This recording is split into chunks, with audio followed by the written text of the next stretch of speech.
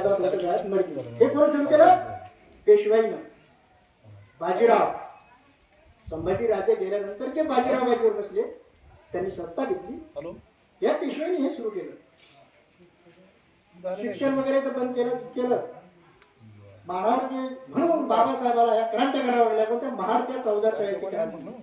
पाणी नव्हतं ना, हे पेशवाईने बाजीरावनं सुरू केलं होतं. पाणी बंद, बोलणं बंद, खाणं पिणं बंद, मेलेले ढोरं तुम्ही ओढायचे, खायला काय करणार का?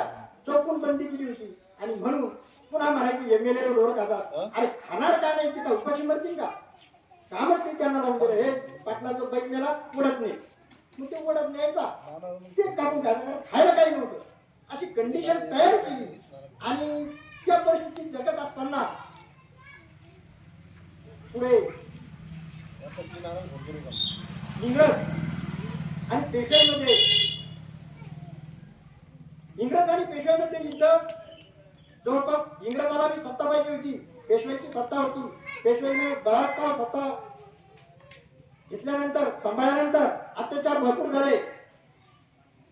आणि नंतर सिद्धनाथ नावाचा महार बाजीराव पेशव्याकडे गेले. यांच्यात युद्ध होणार होतं, कोणात? इंग्रजात आणि पेशव्यामध्ये. यांनाही सैन्याची गरज होती, यांनाही सैन्याची गरज होती. बाजीराव पेशव्याकडे सिद्धनाथ आणि आधी त्यांच्या सोबतचे 500 त्यांचे सहकारी जवान हे बाजीरावकडे गेले. आणि त्यांनी भीक मागितली. कोणती? की आम्ही तुमच्या बाजूने लढतो, आम्ही इंग्रजांसोबत तुमच्या बाजूने लढतो, परंतु आम्हाला स्वाभिमान द्या, माणसासारखं जीवन जगू द्या.